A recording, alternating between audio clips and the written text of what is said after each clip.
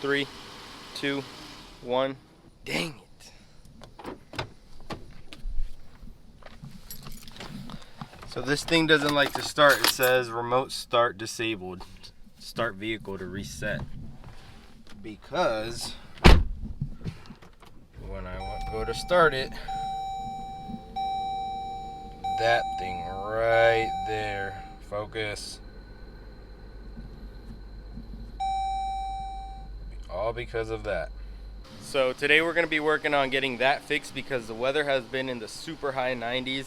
I'm talking about 97 and up. With the humidity here in Virginia, it has felt like on average like 107 degrees. So we definitely need to get that fixed because it's always nice to remote start your car when you're walking to it. Once you get in it, the cooled seats are going, the AC is blasting, and it feels a whole lot better. So we really need to fix that. And the part to fix that is right over here.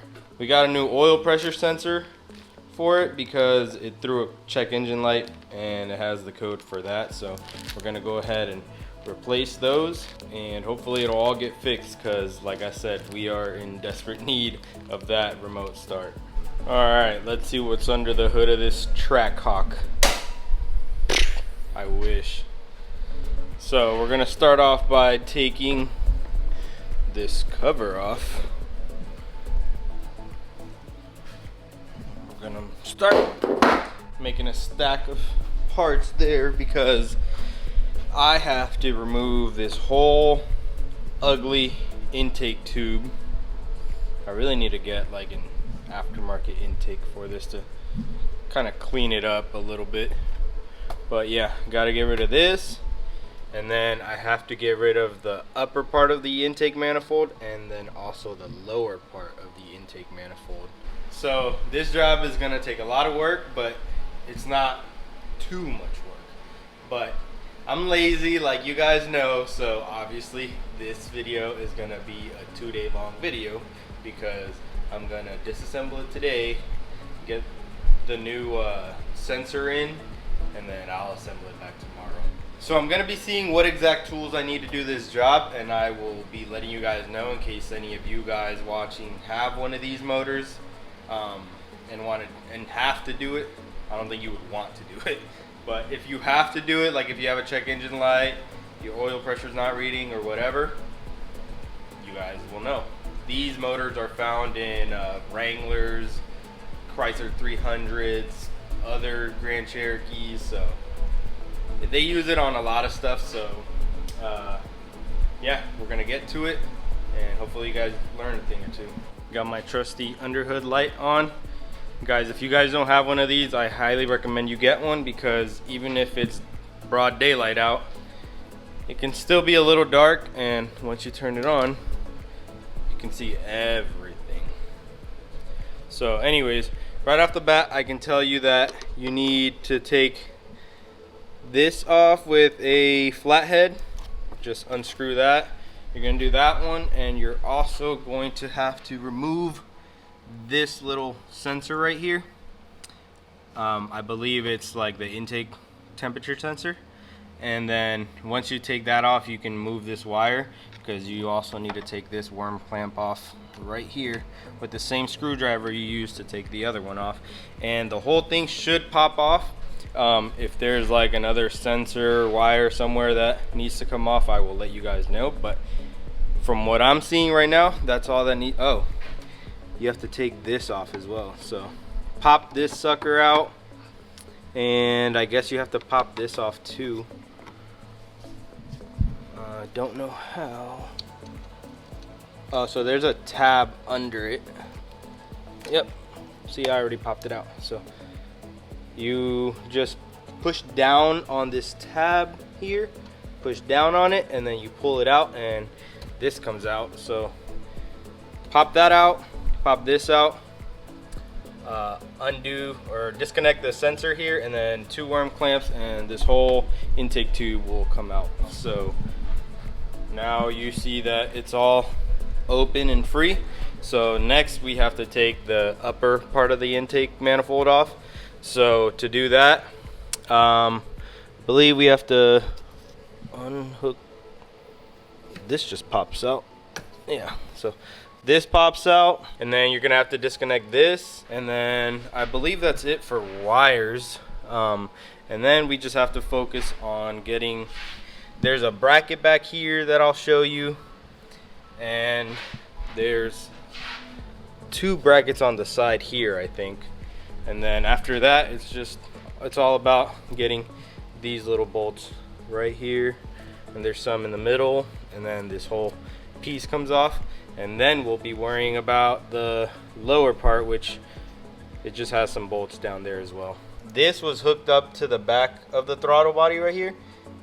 Literally just pry up with your fingers and it'll just pop out. So got that out of the way. So now we're gonna work on the outer brackets. It's hard to see on camera, but I promise you it is not that bad to get to. There is this nut right here that you're seeing right here. It's a little 10mm nut.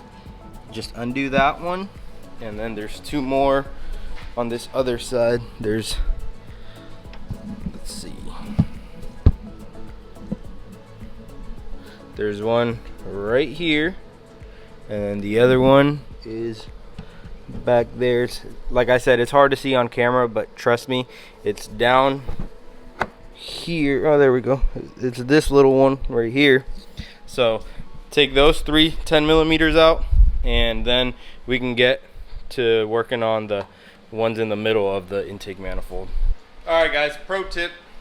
So in order to do the top part of the intake manifold, you need an 8mm, but not just any 8mm. You need a 1/4 inch drive 8mm, because, put this down, if you use a 3/8, you'll be good for all the outer ones, right?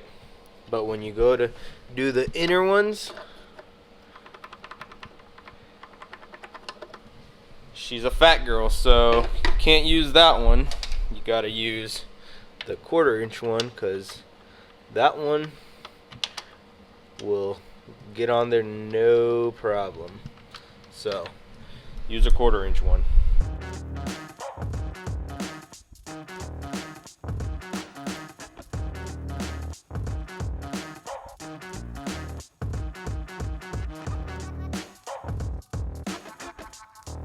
Alright guys, so I got 6 of the bolts loose, and I'm guessing there's 8. And you could see that there's another one right back there. Let me see if I can set this up so you guys can see what I'm talking about. Alright, so you can see it in the mirror right there. Oh, too far. That nut right there that you see, or that bolt, is one of these. So I have to get that one, and then there's another one. So that's why it's always handy to have a mirror. If you don't have a mirror in your toolbox, steal it from your girlfriend, because trust me, you're gonna need it.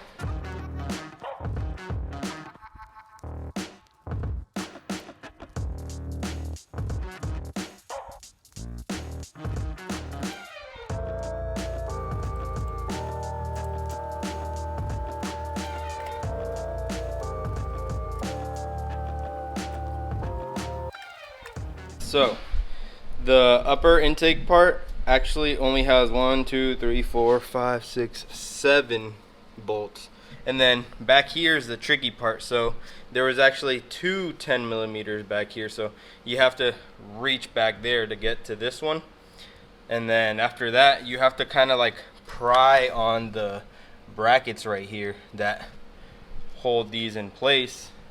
And then you also have 2 hoses. One goes here, the other one goes here. One's bigger than the other one, so you won't mess up. And there's 1 connector right over here that goes in right here. As you can see, I tore up my glove pretty bad because it's pretty tight back there, but I got this part out, which I'm pretty sure is the hardest part. So now that I have the upper part out, I'm gonna set it down. And by the way, the bolts stay in, so you don't lose them. Now we can focus on getting the bottom part of the intake off, which is held on by little 8s as well. Should be pretty easy, so we're gonna go ahead and take that out right now, and we will see where the sensor goes.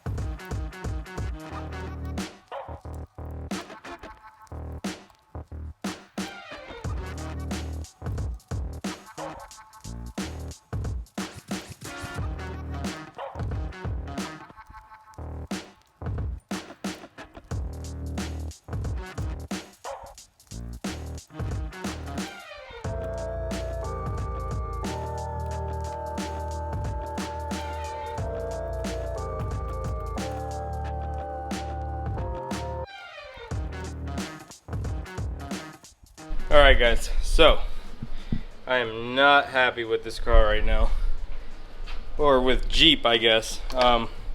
So for the injector plugs, they all came out perfectly fine, right? Like what you have to do is you have to pull this red tab up and then you can squeeze it and pull it out.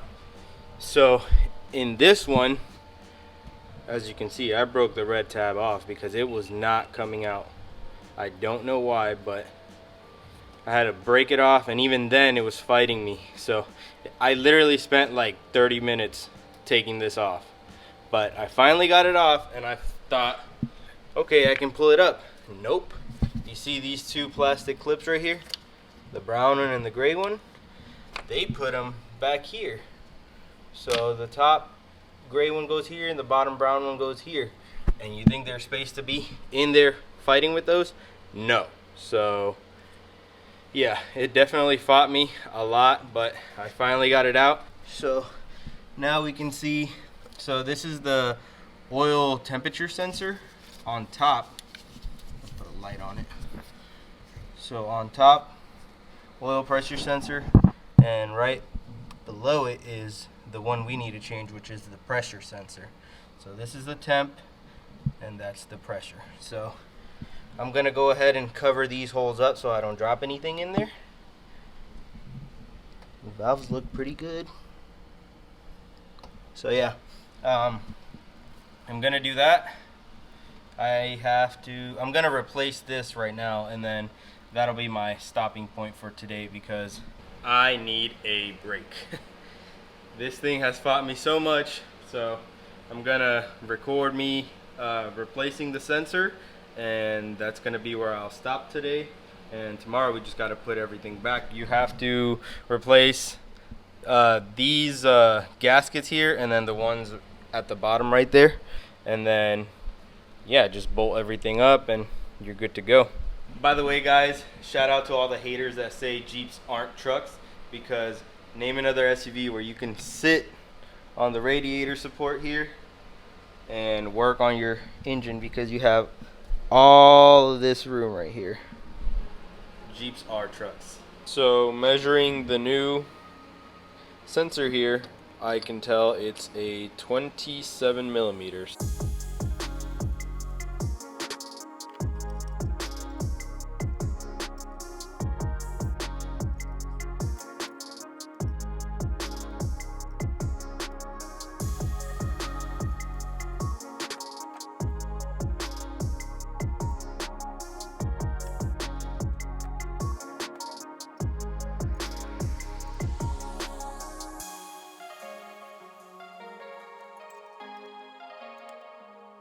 So here we have the old one and the new one. So the part numbers are the same all the way up until the end. This one has AA at the end and this one has AB at the end. So I mean they look identical, so my guess is this is the new like improved version, I'm hoping. So we'll see.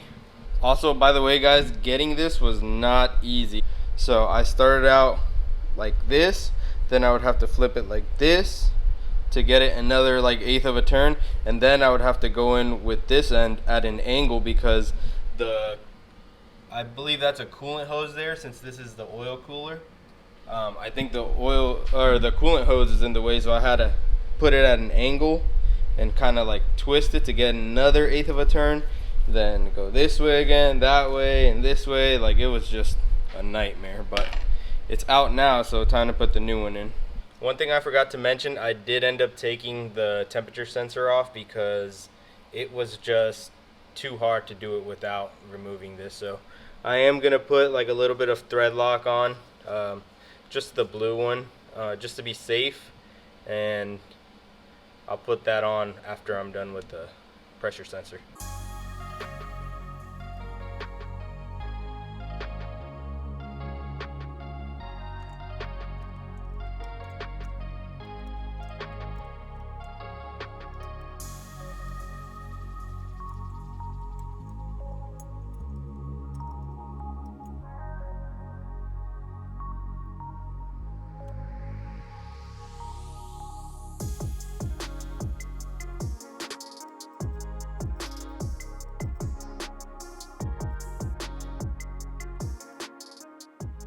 As you can see, both sensors are in.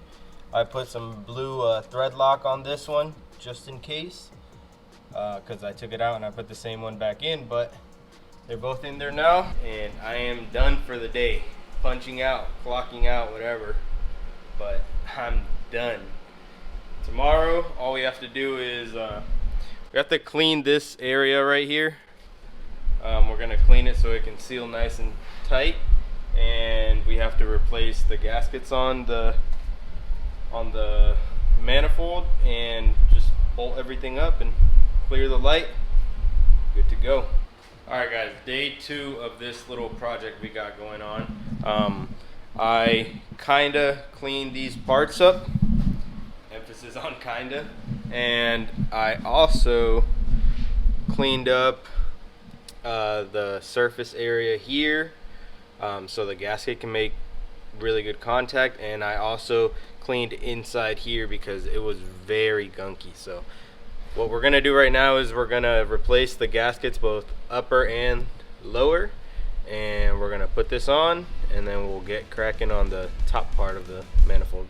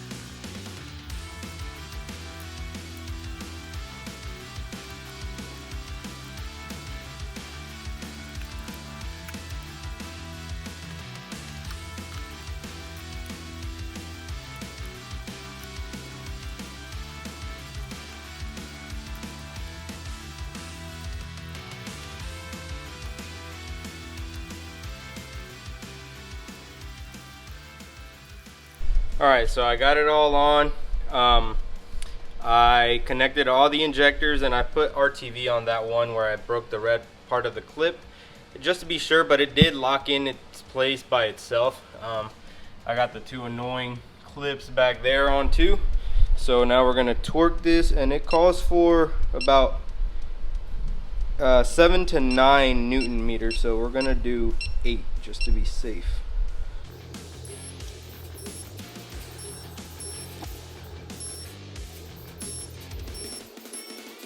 Okay, so we got the lower part of the intake on. Do not forget to put this thing back on, and then we can start putting this guy back on.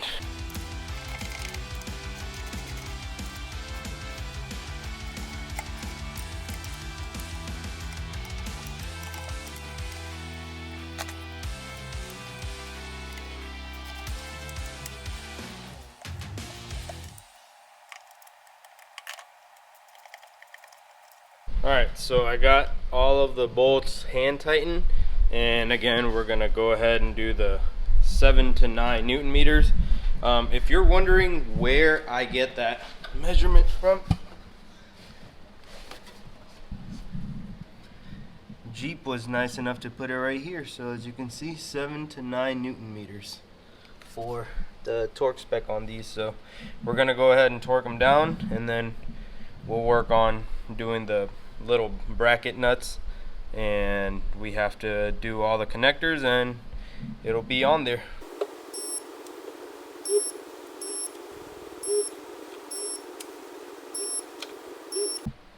And finally, the last piece of the puzzle.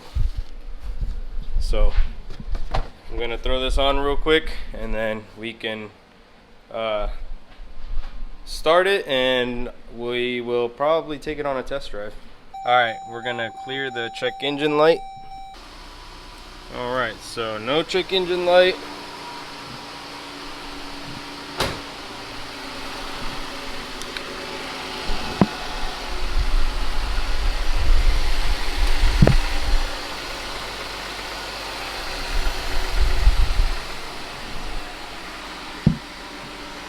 No leaks. So I think we're done. I'm pretty sure we are good. What better way to test drive your car than to go on a Starbucks run? Right, Mel?